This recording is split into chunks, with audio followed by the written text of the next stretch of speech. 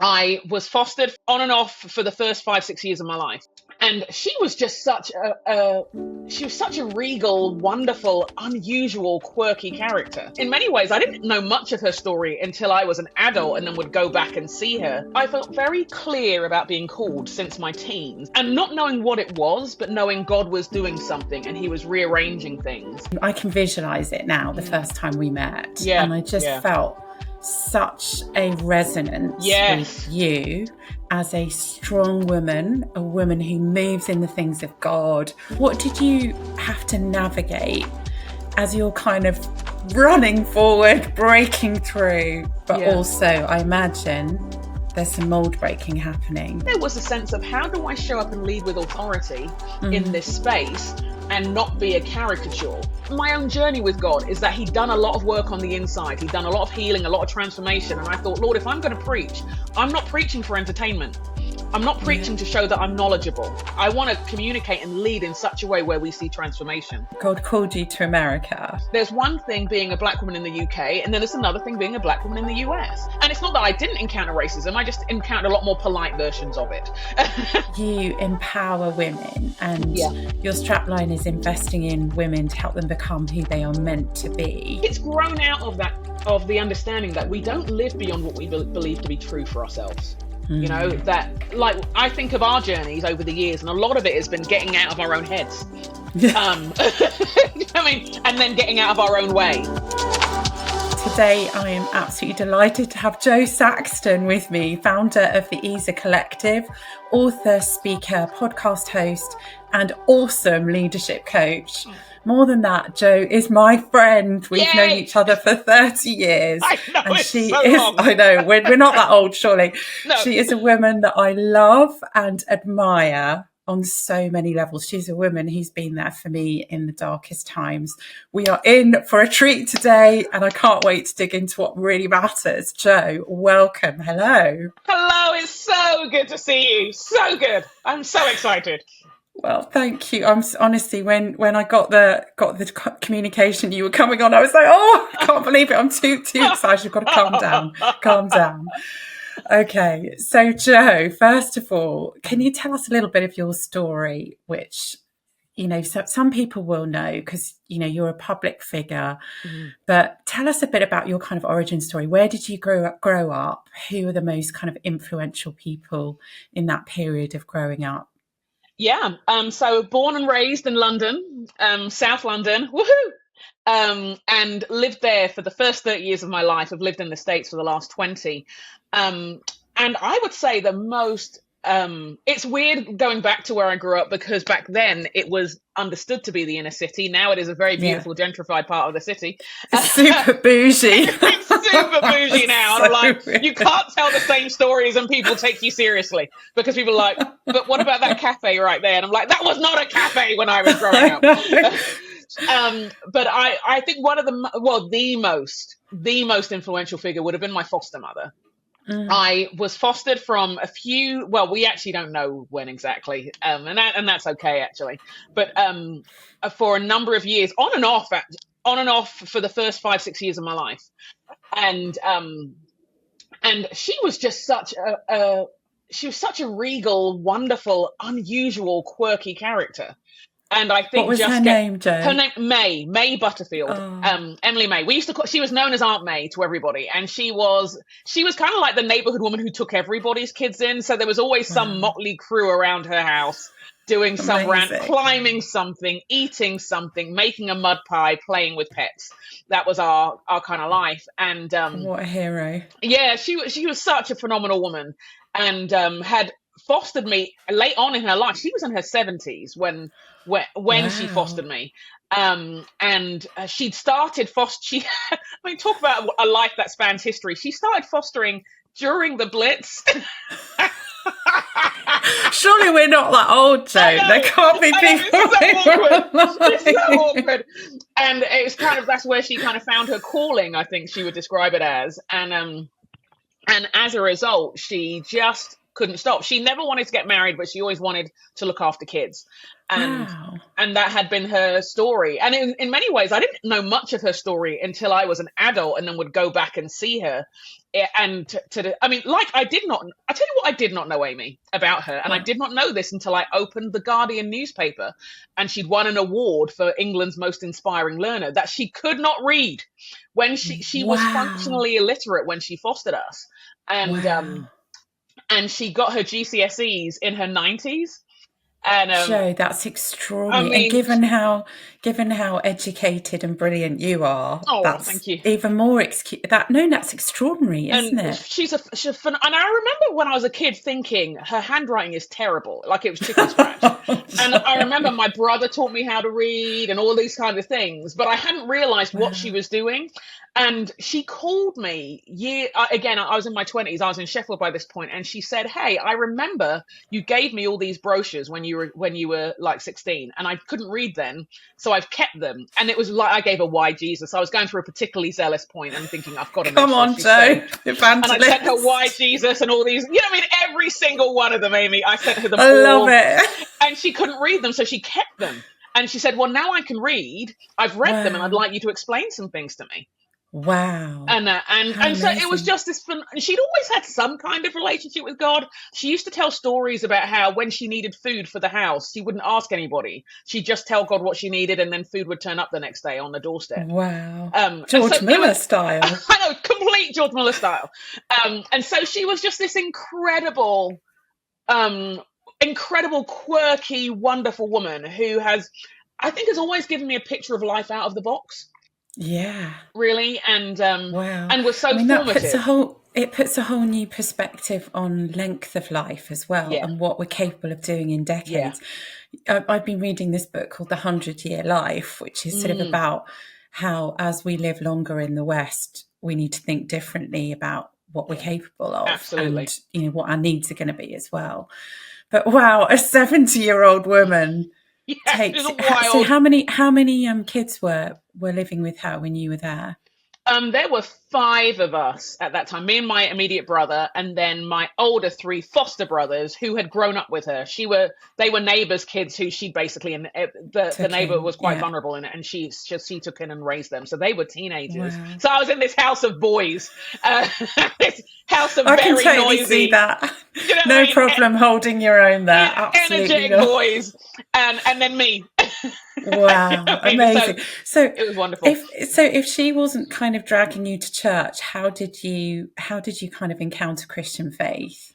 Yeah, because she wasn't. By the time I went, we returned to my mum in 1980, end of 1979, 1980, and my family they do spirituality, all kinds of things. I've got Muslim Yeah. family members. I've got more who are kind of syncretistic, others who Yeah. don't have any faith at all. So God was a thing, but Yeah. I do remember when my faith journey, I think, began at about 5 or 6, when I came home, and I'd just come home from foster care, and it's such a shocking, wielding kind of, you're happy because I'm with my mum, and I'm Yes. sad because I miss my mum. Do you know what I mean? Yeah. It's so And complex. all of Yeah. these things. And I remember having a vision as I walked towards the apartment.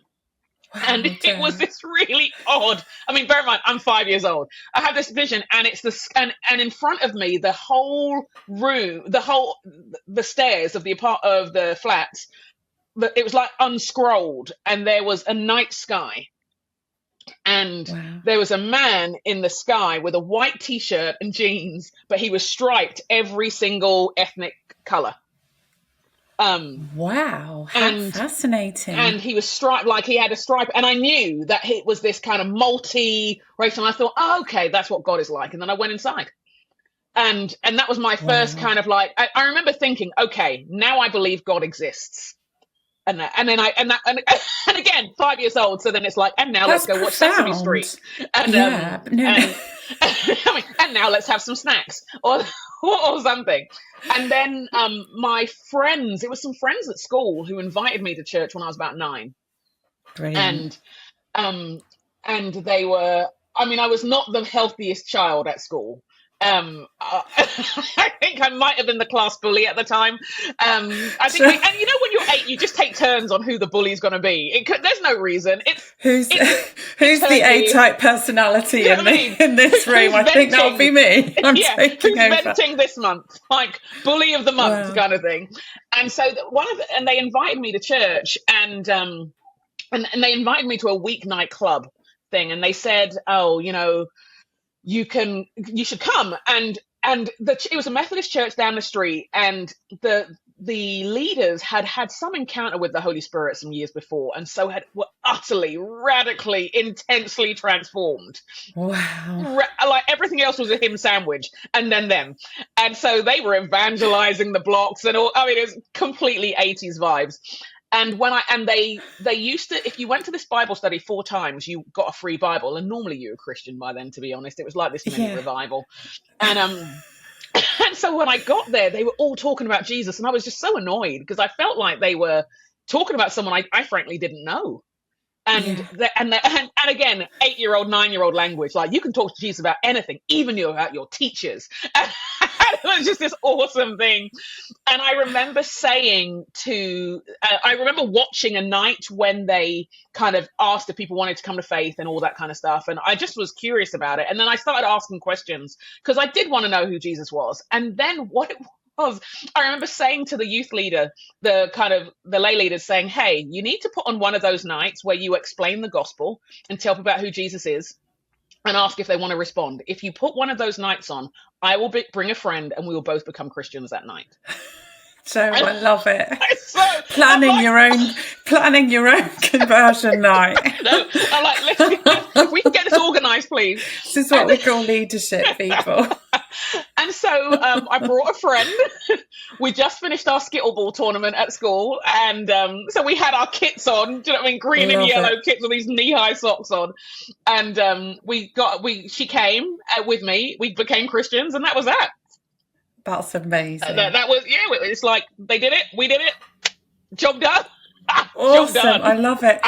So the intensity didn't let up. My first memory of you is that I came up to Sheffield to visit our mutual friend Tim, who we both absolutely love and adore, and now his wife Julie as well. Absolutely. And I mean, the Lord was really moving in power, wasn't he, in that era, in the 90s? Yeah. And I remember Tim saying, oh, we're going to go to someone's house and we're going to sort of pray and worship together. And you were in that room, and I can visualize it now, the first time we met. Yeah. And I just felt such a resonance with you as a strong woman, a woman who moves in the things of God, a woman who has sort of a clear, focused mind. You were rooted in scripture. You're clearly going places. And I just loved you from the first second. It was so fun. It was a wild time. Because I remember the same meeting you and thinking, okay, let's go. Do you know, it was like, let's go. Yeah, and that was the era when we were going off to the Taliban to give them Bibles and all sorts of crazy stuff like that. And that wasn't odd at all. No, I mean, it kind of seems strange now. Part about it. It's like, now I look back, even when I was reading the book, and I thought, I remember this, and I remember we were like prayer teaming you as you went on, and now I'm horrified. At the time, I was not horrified. No, exactly. Now I'm like, what on earth was she doing? And at the time, I was like, yeah, let's go. It was completely normal, wasn't it? But anyway, you were at university and then working in the church there, and you were breaking some molds for women. Mm-hmm. I want to ask you what that was like, and also, if you don't mind, like addressing what it was like having that additional layer of being not just a woman of colour who's leading in that kind of way. What did you have to navigate as you're kind of running forward, breaking through, but also, I imagine, there's some mold breaking happening.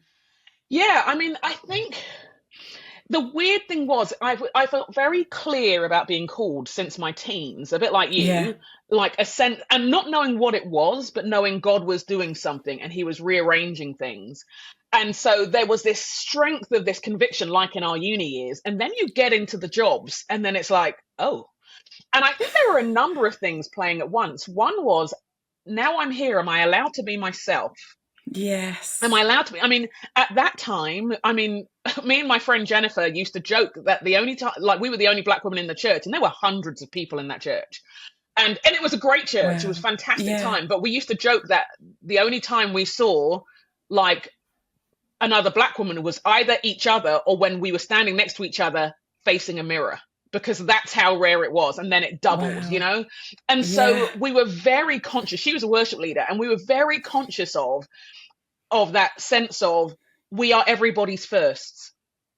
Mm. We are their first, in some cases, woman, first black woman. And and we weren't sure, what do you see us, or what biases are there, and there were for some and there weren't for others. What things do we address? Is it, and you don't want to feel like you're always mentioning it, but at the same You're always time, picking up on things. Yeah. but at Yeah. and also people would say things that weren't like, that, oh, it's not racism. And I thought, well, how would you know whether it's racism or not? Yeah. That's not for you to That, decide. I don't Yeah. think you get to determine that. And the jokes that were racist that happened, and good people racist jokes, and you're just like, this is really jarring. And so that there was the environment of the music that you listened to, which was different, the food that you ate that was different, all of these things. But then there was a sense of, how do I show up and lead with authority in this space and not be a caricature? Yes. And I think that was probably the wrestle of my 20s, of trying to find. How did you do that? What did that look like? You know, there was a moment when we were with our leader at the time, and he was developing all the preachers, and I remember looking and thinking, I can't do this. Not that I couldn't preach, I knew I could preach, but Yeah. I knew that they had a very different background, and they had a different way of preaching, a different dynamic. And I thought, these stories aren't my stories. This isn't No. my way of doing this.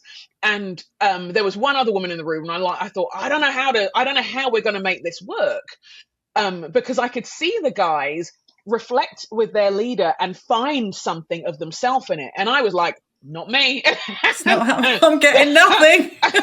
No, I can't go in this. This isn't my way.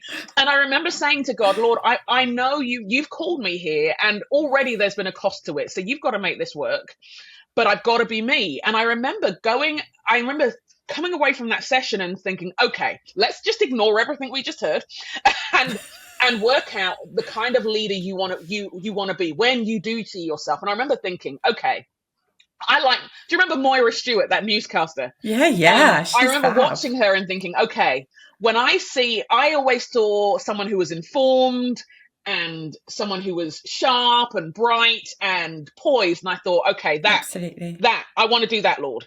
And then I remember watching Oprah. I mean, I've been watching Oprah for years because she was like TV at home, and thinking, I know it's all TV and I know it's the power of television, but there's something about the way she communicates where people bring out vulnerable things.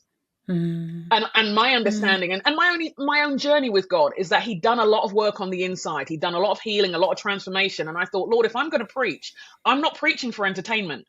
I'm not preaching to show that I'm knowledgeable, because we can know all kinds of stuff and still not go anywhere. I want to communicate and lead in such a way where we see transformation. Because I believe you do more than what I've seen on TV. I've encountered you do more. And then I remember watching something else on TV. Clearly, I was raised by television, and do you know what I mean? And I think it was kids' TV, and I think it was Ant and Dec. I think it was Ant and Dec and Cat Deeley, and I just thought, this is funny and it's clean. And I thought, if I can combine those three, those are the things that I resonate with. That's the kind of speaker and leader I want to be. I want to be knowledgeable. I want to be poised. I want it to be real, and I want it to be fun. Funny. Those are the things. And once I'd worked that out, then I knew how I could show up in those spaces. But I didn't get it in those. It's not that I didn't get encouragement in those spaces, but I didn't see myself. No. I didn't see myself. And so when I didn't see myself, you're not sure whether you can be you. You're not, even if you do it, is it okay? Or is it too much? And then when they say it's too much, is it too much because you're a woman? Is it too much because you're black? Is it too much because you're young? And sometimes for some of those people, it was those things. It was. Yeah. Or it could be a combination or a combination of those things. Yeah. And that like for you to be, that there had to be some kind of assimilation and almost denying the image bearerness God has shaped you with. And I thought, well, that Yeah. doesn't make sense to me either. And so it was kind of lonely and kind of weird, just trying to dig into my way of being and trying to be healthy and godly in it. I remember a conversation you and I had. I think we were at one of those festivals in the summer. We might have been in our 30s by then. One of us was pregnant, maybe, or something. Oh, no. Could have been both of us. It could have been both of us. And I think there was this moment where I remember saying, we were talking as in lines, how do you make it work? And we're like, and I remember you saying something like, I don't know that I'm doing it right. I know I'm just doing it. And I thought, that's as much as we've got right now in this chapter of our lives. That's all we've got. Because we didn't have a model. I certainly feel that and share that in the book, that part of the reason for writing this is I didn't have female mentors and role models. We had friends, definitely. But even then, I think you and I were unusual in our peer group to be working in our own right, not sort of on our husband's tail. And then also carry on working and ministering and serving professionally with children. Yes, I think so. I think we didn't just stop. We didn't just stop. And in some ways, I'm not sure we knew that how it was going to keep going. No, definitely not. In fact, or planning on all those things. But it wasn't like, you're right. It wasn't a moment where you kind of stepped away. It's like, oh, so now I'm being invited more. Fine. Yes, exactly. I remember being really surprised by that after 6 months of maternity leave. And I remember thinking, I don't know if I'll remember anything, A, and I don't know if I'll be able to do it, B. Totally. And I got up and preached the first time and everyone was like, new level. Yes. Something has happened. Something has and changed, it was like every time you broke through into a new hard thing, God just showed up even more. Yeah. I do remember that with you, and I had that exact same feeling and that exact same feedback, and people would stop and say, so what's happened? And I thought, well, I mean, I've been doing a lot of wiping of sides and bums and I mean, feeding and dealing with stitches in places where you didn't realize you could be sewn. Do you know what I mean? It's like, I don't really want to tell you what's been happening, because this wasn't birthed in my deep prayer life. But somehow God is working. But also on that point, I think we're much better about talking about being embodied women now as well. Yeah. I think still back then, I was conscious not to speak of my embodied state as a woman. Yeah. I didn't want to refer to it. You didn't want to attract unwanted attention or seem to be attracting unwanted attention. You didn't want to kind of be in the mummy category either. Yeah, absolutely. It was a bit weird. It was odd. It was like, don't let anybody know you're a woman. Like, we know you're a woman and we know you're leading. I'll still say crush being a woman too. But if you could be an awesome woman, please be a great mother. Don't talk about being a woman and lead, but try not to be too much. Then you'll be awesome. And I'm just like, is it any wonder we're not sleeping? Oh my word. Okay, Jo, let's get on to America, because after all of that you've said, then God called you to America. Yeah. And that was incredibly sad for us, although obviously I've still seen you. But honestly, I remember Frog and I feeling, Lord, we pray for them, but what a loss for the UK church, because you are so amazing. But you've still come back a lot and blessed the UK church too. But anyway, you got out to the States, and that hasn't all been a bed of roses, has it? I mean, you've had this amazing trajectory, but at the same time, you've had to sort of persevere through pushback and trials and disappointments and setbacks. Can you share a little bit about that? Because sometimes I think, I'm nearly 50, you're 50. Mm-hmm. And people can look at us and think, oh, it's all one kind of easy road to where you are now. Straight. You're like, okay. No. Yeah, do you mind sharing a bit about that? Absolutely. The wild thing was, I'd felt called to the States since I was 14. Yeah. I always knew at some point that was going to be where I'd be. And the initial instance was a team from our church kind of doing this church swap with another church. And I would love to tell you it went well. It was a disaster. There's no other way to put it. I think I almost, looking back now, I'm like, man, there should have been more people in the room making some decisions at that time, rather than two leaders amongst themselves thinking, "You come to my church, let's do this." And so we got caught up in the swell of another dream and another goal. And for me, my call was to the States.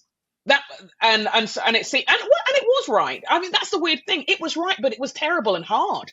Yeah. And it was right, but it was exploitative in the amount that I was paid there. But also, when I remember talking to the senior pastor in the States about it, he changed it immediately. So it was like, okay, well, that's good. So there are these backwards and forwards and backwards and forwards and backwards and forwards that were part of that time. And watching relational attrition like I had never seen, in terms of the teams that we were part of and were working with, and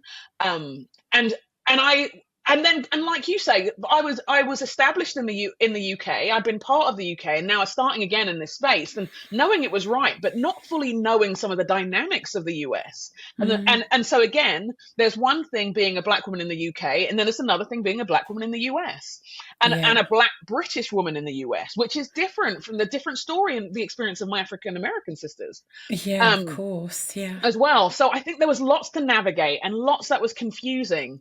And I'd say particularly for those first 10 years there, and obviously I had the kids close together, and so you're just kind of making things work and popping up and seeing glimpses of God doing things, and trial and error, and trying to work out, what does it mean to be faithful in this space?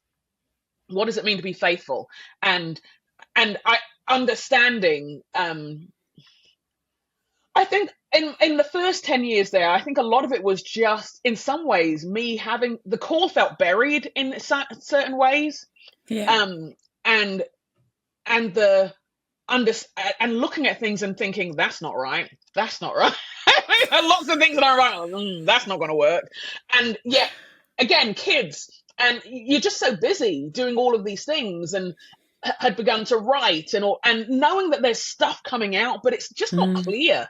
It's just not. One of the things I loved in your book was the bit where you talk about calling unfolding over time.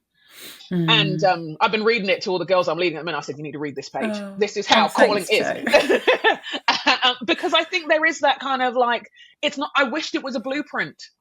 Yeah, and you can look back and see a pattern in the hand of God, but when you're in it, it's like a mass of threads that are all totally jumbled. Yeah, you're just kind of working it out and trying to be faithful and trying to honor what God's called you to do and invited you to do, but equally a time of growth, and that's what you hope from those tough times. You know, you hope that the tough times produce something in you more than bitterness. do you know what I mean? And alienation, but they actually fertilize, and that the mess actually produces some kind of increase. And the Lord was faithful, because even in the midst of the random weird dynamics happening, there were other opportunities that would pop up from different corners that would remind me of what I was called to, and remind me of where I was. And I think when life is happening as well, I was in the States when my foster mother died, and my dad died like 5 weeks after. So there was all these other pieces that were happening. Grief. And just becoming acquainted with grief in such a profound way, with probably the two most influential figures of my life, if in many ways for opposite reasons. And realizing that God is walking, like God's walking with me when I'm on a stage, and God's walking with me when I'm on my own standing at a lake crying, and God's walking with me when a leader is great, and God is walking with me when a leader is devastating or taking advantage. God is walking with you when you've got these wonderful things happening, but God was walking with me when I was being tokenized. And he was often whispering that I was being tokenized. So did you feel like you had, when that was happening, did you feel like you had that word from God, that kind of analysis, and you understand this is what's happening? Or do you feel like that was more of a reflection afterwards? Because I think for me, in a way, it was more like a shocking waking up to that. Because at the time I was just pressing forward and keeping my head down. No, I think I was pretty aware. I was aware, but I tell you what, I didn't know what was possible to do anything about it. Yeah, And that's I think I interesting. was, and so in some ways I would be like, so who's better? Who's like tokenizing me the least? Yeah. Which is a terrible thing to say. Do you know what No, but it's like I mean? so Who's, real, or isn't it? I'd be like, okay, I might be being tokenized here. What do I get out of this? Do I need to get paid well? Do you know what I mean? And I Yeah. would often be quite mechanical. I just like practically think, okay, well, we need to go to England this year. So if this event pays for a family trip, then I'm just going to get on with it. And Yeah.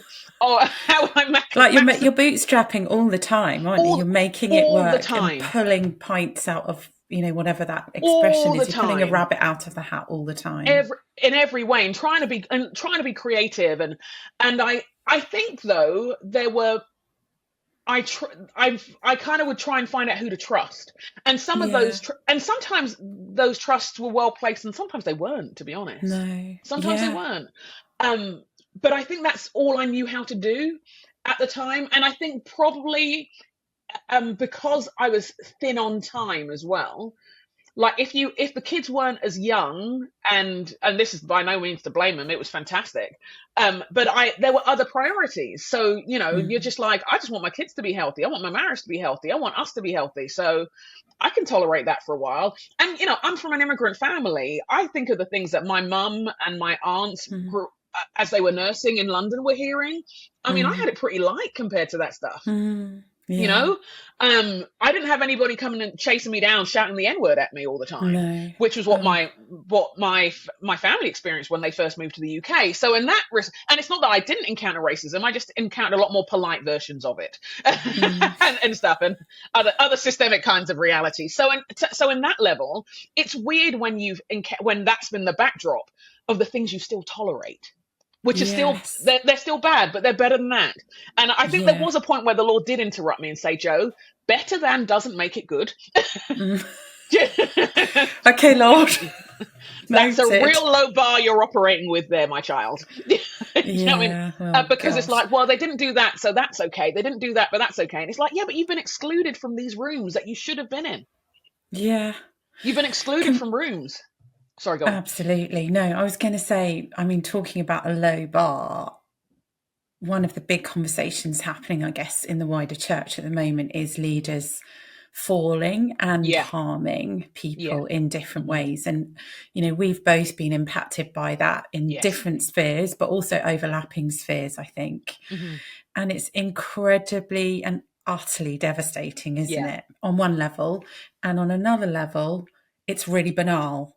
It's like evil and yes, darkness are not yeah. creative or interesting. It's just, I can't, and you hear of That's another one, you such a just good, think, I yeah. cannot believe Hmm. is this pattern is being repeated. So, I mean, my own journey has been after a really kind of traumatic experience in Mm. 2020, needing like an intervention with therapy, needing Yeah. specifically trauma therapy. And so I think I've woken up to, what anxiety is, what Yeah. gaslighting is, Yeah. also theologically thinking through how do you help people process, well, this leader seemed to have done so much good and was so meaningful and helpful and, filled That's, stadiums or did whatever, yeah. but yet they were Mm. abusing in this way. How do we process that biblically? Can you share, I mean, first of all, to say thank you for being my friend in that darkest Mm. time. Oh, You were absolutely. one of the people that was really there. Thank you for that. Oh, of course. And I Absolutely. remember your various insights and comments and prayers for me and all sorts, which I'll never forget.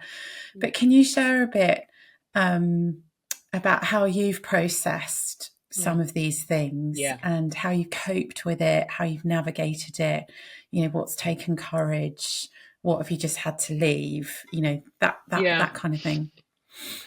I mean, it has been brutal. It has been brutal to be in environments and to recognize, particularly where I have benefited. Mm.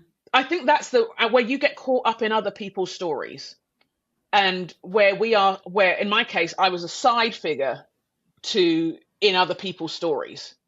and where leaders with power who were great to me, as far as I understood at the time, were great to me, but weren't great to other people. That was one. That was one thing that has been a real jarring moment. And yet, or what were the things? What were the tiny, tiny red flags that I just didn't pay attention to? Because and I wouldn't I tell you that the jarring moments for me were, Joe, why aren't you shocked by this? Why aren't you shocked? What is not shocking about this? Because this, what you're hearing is horrendous. So what is not shocking? And for me, it's like, so what red flags were you ignoring? I, like you, therapy has been fundamental for me these last 6-7 years, and I think there was a couple of moments in therapy which were like mind blowers. One was the idea of, I would find myself qualifying the good things that a leader may have done for me. And I think she asked, well, she said, leaders are, and then how a leader would change if they perceived I was surpassing them in some way. She said one time something like, were they really that releasing to you, or was it only for as long as it benefited them? And because it seems that people are great at raising up people until it feels like it's a threat, and then they've got to keep you there. Yeah. And I just thought, I remember saying to her, well, that's producing some swear words. I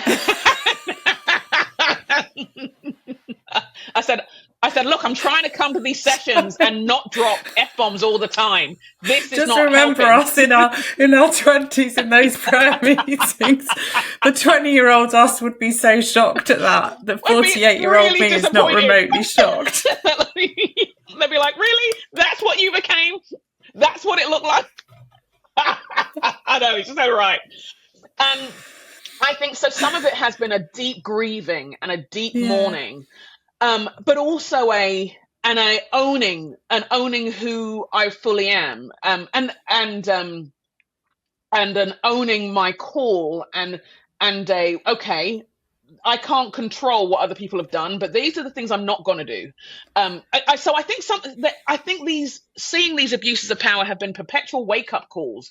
And I mean, looking back and thinking, we had a lot of teaching about sex and a lot of teaching about money, none on power, and I can see why. That's interesting.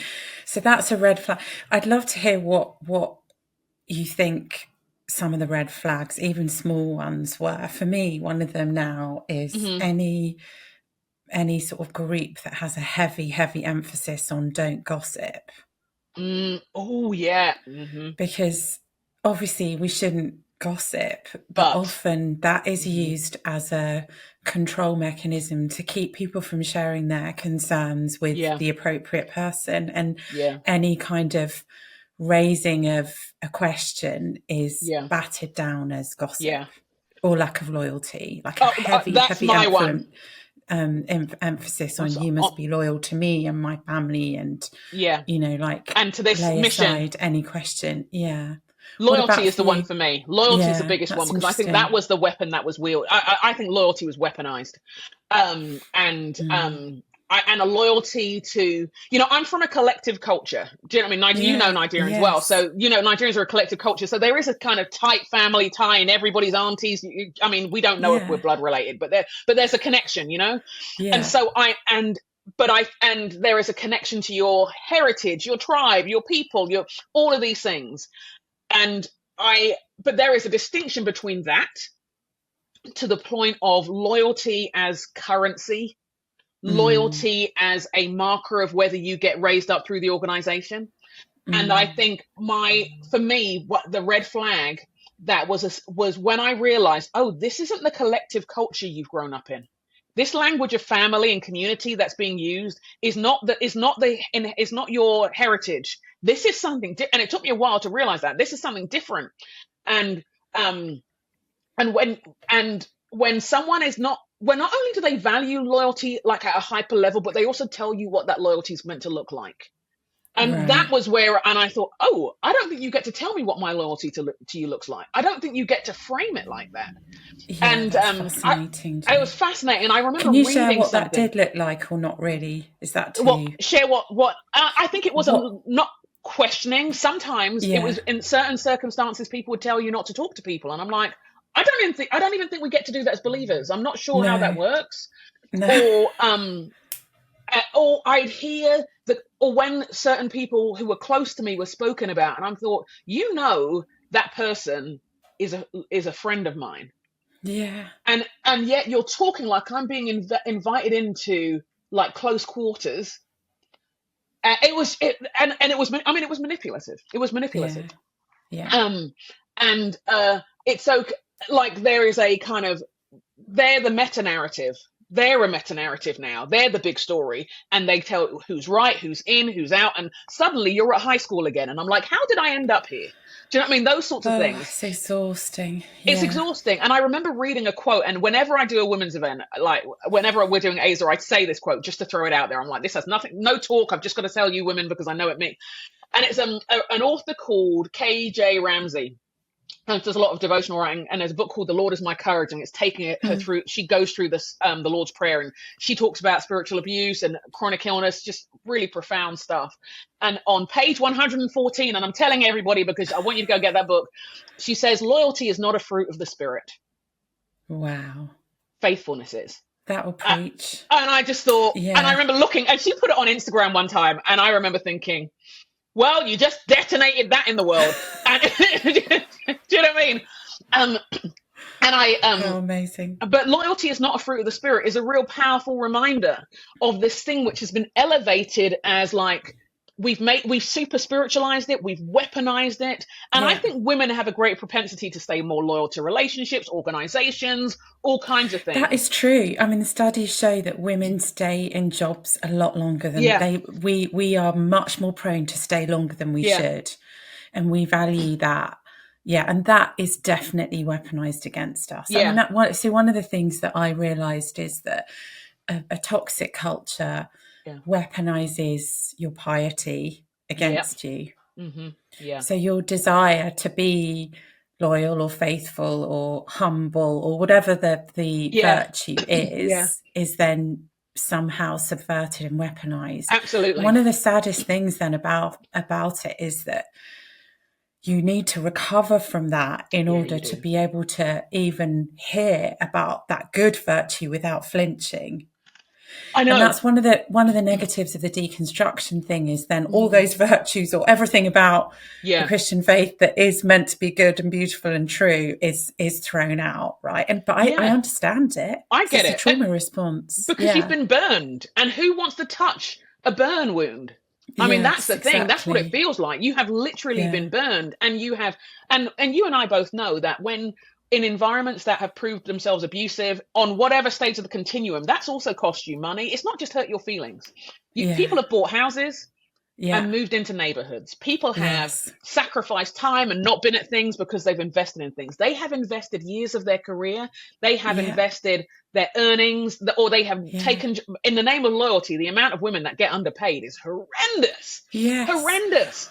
Or invested their own sort of social capital, their network, and people who think well of them then suddenly think well of, who you're with by extension. Yeah. And they have done, and so at that moment when you have realized, oh, actually, that's not great, or women have seeded their gifts, they've seeded their abilities, they've seeded their knowledge. I mean, I keep on meeting women here who in places where they're not allowed to preach, but they're training up the preachers. And I'm just like, come on now.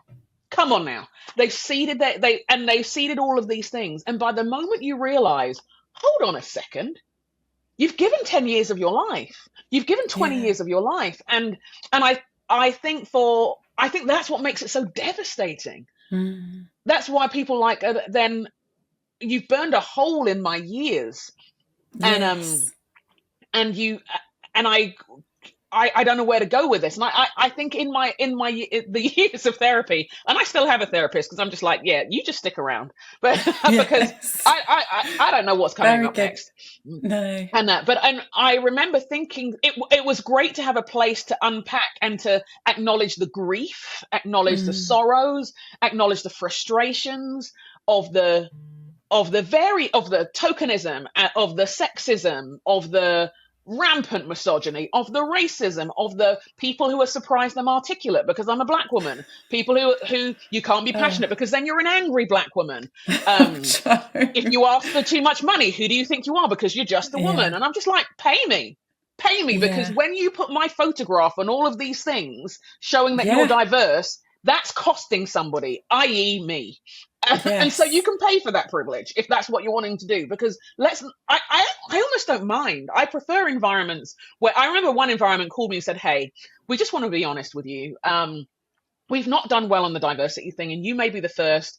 And they go, "Is it exploitative? Us asking you? We're not trying to be exploitative, but we're aware we might be being." Good question, though. And Really yeah, good question. and I said, to be honest, the fact that you even asked that, the fact that you're even Yeah. seeking that, is the reason why we are going to work together. Because actually, Really you're good. acknowledging that there's some kind of cost. You're acknowledging that when I walk into the room, I'm going to be the only one, and you're Yeah. acknowledging that you're trying to do the work, and you're trying not to make me do all the work for you, but you're not sure where one end and one begins. And I thought that, to me, is actual cultural humility. I respect that. Absolutely. You know what I mean? So Jo, through the EASA Collective, and you've got a conference coming up in Yay! November. Yep. What are the dates of that? November 7th through 9th in Minneapolis. Okay.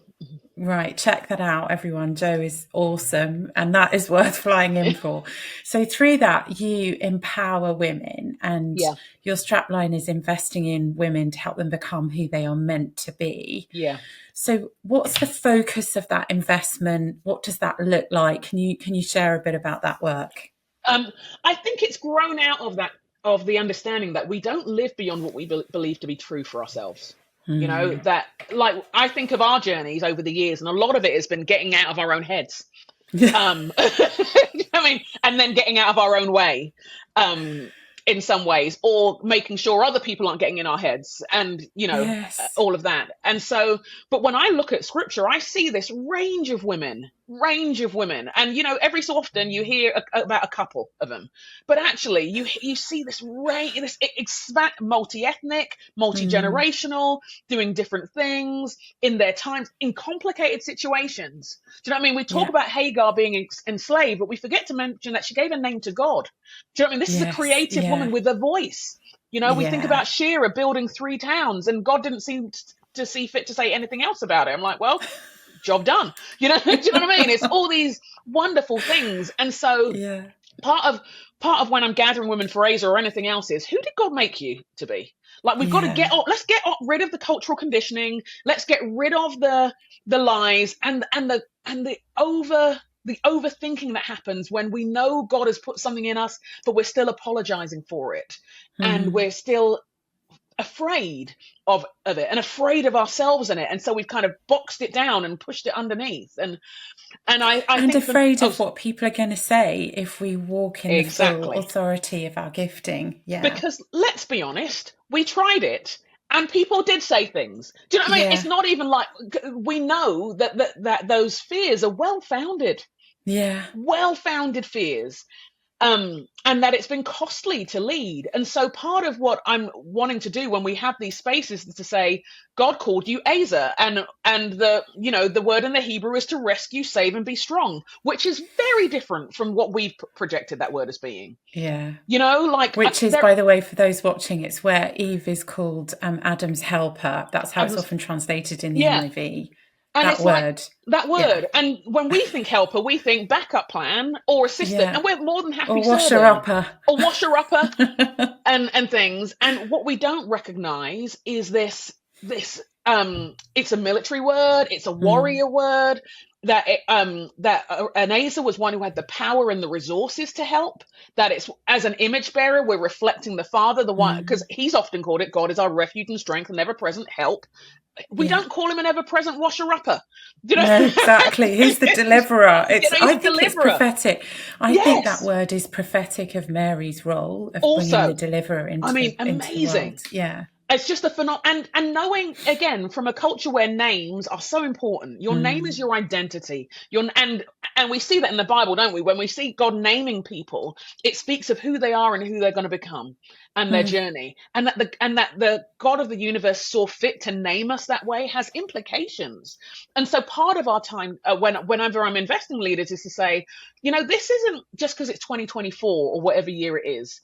And I get why sometimes we do the thing with women saying, we've got to get past this stuff because we're up to date. I'm not doing this out of cultural relevance. I'm doing this because, this isn't to be culturally relevant. Because we're human, because we're people, we're 50% of the population. You know what I mean? And all of those things are all really relevant. But also, if you want to know how to function, like when you're looking at anything, go to the design specifications. This is how we were designed. That way we have with numbers, that way you have with business and strategy, that way you have with singing or writing. Who on earth put that there? God did. And he's, it's not like God's like, oh my gosh, what did I do? He's not, oh myself, I'm worried. How did I make her? I gave her a brain. and when we think about it, and yet somehow we hide our gifts and call it humility. And hide our gifts and call it loyalty or one of these other things and make ourselves small. And I feel the kingdom of God suffers. I think men suffer and women suffer when we are not living into the fullness. And so for me, when we're getting women together, I'm just like, what else has God got in mind? What does he want to do with that woman who's a CEO? What does he want to do with that church planter? What does he want to do with that creative, that community organizer? And so often women are underinvested in. We get loads of responsibility, very little investment. And so I wanted to create spaces that would invest in women, knowing that they'll go back into their world with men. And I used to talk with guys about it, saying we need to do this. And they said, ideally, though, we want men and women to learn together. And I thought, basically, you don't want anything to change. And you're not thinking that actually the on-ramps are different for women. Yeah. And that actually you've always needed a village, because that's why you're at this conference that I'm the only woman at, because somebody else is at home doing stuff, Yeah, exactly. You've got your person. I know. You've got your person or your army of people, and you've decided that therefore that means that only you get to do it, rather than us think creatively of how do we equip and invest in ways that release us all and empower us all. Amazing. So Jo, I've got 2 more questions. So penultimate question is, you have a really clear prophetic gifting, in my view. You've often spoken prophetically into my life and powerfully. Can you share how you have kept going with that gift? Because I think a lot of people sort of have moments where they hear from God and kind of operate with sharing words. But you are someone who has really persisted with that. And, that isn't something that's kind of dried up. If anything, it's more of a flow now than I before. think there have been a number of things that have helped me. One is the prayer life. The prayer life. A friend of mine and I pray 3 mornings a week. We do not do this in person because no one needs to see us. So that we just both happen to be early risers. We just look ratchet. So, but we pray, and we pray for each other. Amazing. We pray for our families. We pray for the things that are up and coming. And that has been it's like irrigation. Irrigation. That's been one part of it.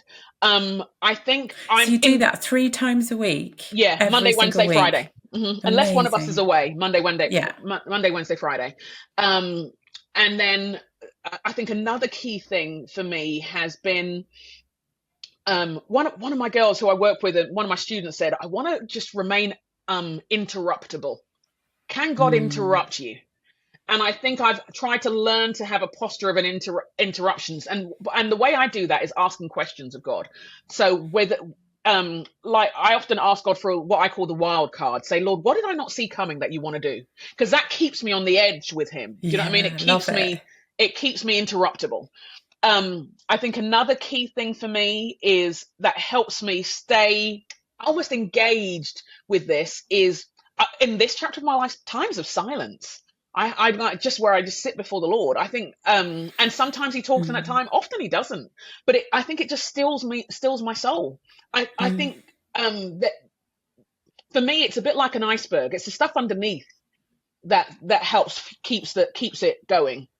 It's the 9/10 rather than the end result. And then I've just got to keep on asking him to come, like Ephesians 5:18, be filled with the Spirit, go on being filled. And I keep on learning. What does it look to show up prophetically in an embodied way? Sometimes it's a word, sometimes it's your presence, sometimes it's the places that you intersect. And I'm still challenged by the life of Jesus. I'm still challenged by the places he shows up and the ways he shows up. And I think the older I am and the more environments and more stages, and like you, they are corporate spaces as well as Christian spaces. Yeah. We really don't have anything else, you guys. Do you know what I mean? We really don't have anything else to say. This is what it is. Do you know what I mean? I'm like, Lord, unless you come, this is going to be rubbish. So unless you give me a word, people's lives are complex. People's challenges are real. We need the living God. Yeah. We need a living God. We need an intervention. We need an open heaven. And I think, I mean, everything else is cute and all, and I will be on Instagram and all the other things like everybody else. But unless God comes, we are done. Yeah. We are done. What is the actual point of us? What is the point? We are done, everybody, in it all. So I love it. Okay, so last question. Yeah. And I ask this to everyone who comes on the podcast, and it's partly sort of inspired by why I wrote the book. So I wrote the book really as a series of letters, Lead Like the Real You, to help people, I guess, know some of the things that I think it would have been helpful to know 5 years ago, 10 years ago, 15 years ago. And in a sense, writing to my younger self as well. So the last question is, if you could say one thing to your younger self, let's say mid-20s Jo, what would it be? Oh, gosh. It doesn't only have to be one.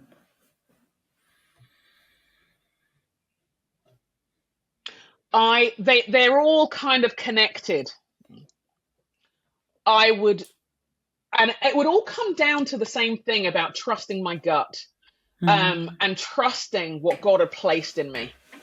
Because I think my gut feeling at that time was, and I felt it so strongly, was that God has called me and he's placed something in me and I'm already enough and I've already got value. But I just didn't believe it a lot of the time. I wrote it off because I was from a broken home. I wrote it off because what did I know? I wrote it off because other people seemed more successful and popular and talented than I was. I wrote, although I was doing things publicly, there was a lot I was writing off. And I felt like there was this internal conversation of, but God, I'm just the foster kid. God, I'm just like, who do I think I am? And rather than who has he told me I am? And what has he told me he's doing in the world? And I think even with the red flags, Amy, to be honest, I think all of those things, they were there. There was a lot in my 20s that was there in seed form, and some things just take time to grow. I get that. Yeah. But I think I would probably say, listen to what you can tell God is saying to you, and believe it. And believe it. So powerful. Wow. Jo, thank you so much for joining us. What a treat to have a chat. Oh, it has. It's been amazing. Honestly, we could do it. Go on for hours. I know. Can you podcast ever. I know, 3 hours later. Well, like, good luck, everybody. We're on 1980, whatever. Jo, tell us where people can find you. Yeah. And your books and everything. Okay, so if you go to josaxton.com, it'll introduce you to all the things. So you'll find out about the books, Ready to Rise, which can I just say it came out in the pandemic, you guys. Oh my gosh. Go and get 7th, it now then. Ready to Rise. And like, let's hope it's prophetic because it ain't happening today. And then The Dream of You, which talks about identity pieces. Yeah, I love that book. Yeah, so good. Podcast is called Lead Stories. And then you can find out about Aza Collective and everything there. So head to josaxton.com. Also on all the like Instagram and LinkedIn, it's all Joe Saxton on there. So yes, let us connect. It'll be fun. Absolutely. Joe's podcast, co-hosted with Pastor Steph O'Brien, is absolutely brilliant as well. So check that out. So thank you so much, Joe. And thank you everyone for joining us on the Lead podcast. Please, can I ask you to consider liking and subscribing? It helps other people find us. And if you want to leave a review, only do it if it's a 5-star review. Yeah, please. guys, we don't need 2s. We don't need 3s. Give the girl a 5. Amy, I'm so proud of you. I'm so proud of you. And all the things, like 30 years. I feel like in 30 years we should do another podcast and talk about what we've done in this chapter. But I'm just so proud. I'm so proud to be your friend. I'm so proud to be your sister, and I'm excited for all that God's got for this next chapter. Joe, love you so much. Thank you. And join us next week for another episode. Bye, everyone.